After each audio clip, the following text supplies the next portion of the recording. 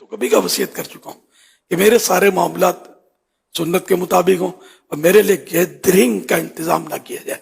بس جو ہیں، جو وقت ہو گیا، جو سنت کے مطابق سارے معاملات ہو جائیں تو بس مجھے اللہ کی رحمت کے سپرد کر دیں. الحمدللہ جیتے جی ہم دیکھ ہی رہے ہیں، تو ہم مرنے کا کیا انتظار کرنا تھا کہ صاحب مرنے کے بعد گیدرنگ ہوگی. جیتے جی گیدرنگ، اللہ کی رحمت ہے، اس کا کرم کروڑا احسان ہے. اب مرنے کے بعد اپنے کو تجربہ نہیں کرنا ہے، سنت پر عمل کرنا ہے. یہ وصیت جس کو نہیں پتا تھا تو آج پھر میں نے اس کی تجدید کر دی. یوں سمجھ لو ایک مستحب بھی میرے معاملے میں نہیں چھوڑنا ہے، آپ کو کرنا وہی ہے جو میرے مصطفیٰ کی شریعت. بسم اللہ الرحمن الرحیم. السلام علیکم. یہ ایک اٹل حقیقت ہے کہ جس نے بھی ماں کی گود میں سانس لیا ہے نا، اس نے ایک نہ ایک دن اس دنیا کو چھوڑ کے چلے جانا ہے. سب کو فنا ہے، بقا صرف اللہ رب العزت کی ذات کو ہے.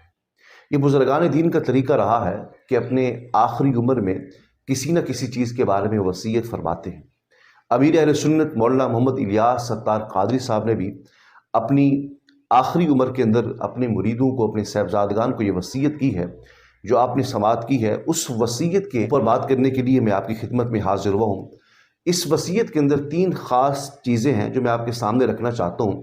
سب سے پہلی بات یہ ہے کہ مولانا محمد الیاس ستار قادری صاحب نے یہ کہا کرنا وہی ہے جو مصطفیٰ کی شریعت ہے، اور دوسرا یہ کہا کہ مستحب کو بھی نہیں چھوڑنا. تیسرا جو اس وصیت کے اندر کہا کہ گیدرنگ کا انتظار نہیں کرنا.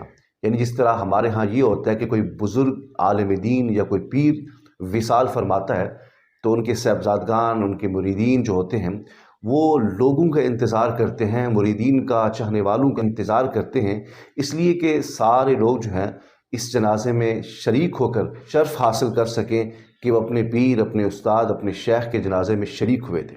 لیکن مولانا الیاس ستار قادری صاحب نے جو وصیت کی ہے وہ سنت کے مطابق وصیت کی ہے کہ نہ تو کسی کا انتظار کرنا ہے، نہ گیدرنگ کا انتظار کرنا ہے، بلکہ مستحب کو بھی ترک نہیں کرنا، اور کرنا وہی ہے جو میری مصطفیٰ کی شریعت ہے. اور امیر اہل سنت نے یہ واضح کہا کہ میں وصیت پہلے کر چکا ہوں لیکن اس وصیت کی تجدید کر رہا ہوں.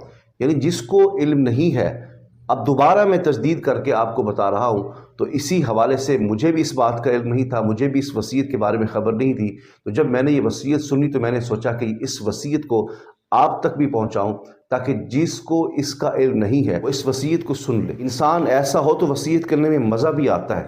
آقا علیہ الصلوۃ والسلام کی حدیث پاک کا مفہوم ہے کہ جب انسان اس دنیا سے رخصت ہو جاتا ہے تو سارے اعمال منقطع ہو جاتے ہیں سوائے 3 چیزوں کے: علم دین جس سے خود بھی نفع حاصل کرتا تھا اور دوسرے بھی اس علم سے فائدہ حاصل کرتے تھے; دوسرا اولاد صالح یعنی نیک اولاد چھوڑ کے جانا; تیسرا صدقہ جاریہ.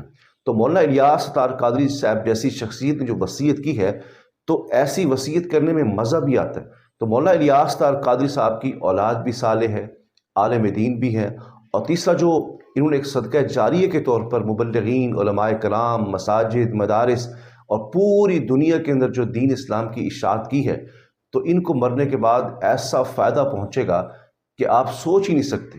تو اسی لیے میں بھی آپ کو یہ گزارش کروں گا کہ آپ دین سے جڑ جائیے، دین اسلام کے ساتھ تعلق جوڑیے، اپنی اولاد کو دین پڑھائیے، خود بھی دین اسلام سے وابستہ ہو جائیے، تاکہ جب ہم مرے تو ہمارے مرنے کے بعد یہ نہ ہو کہ مدرسے سے جا کر جو ہے وہ آپ ختم اکٹھے کریں، بچوں کو کہیں کہ آ کر قبر پہ پڑھیں.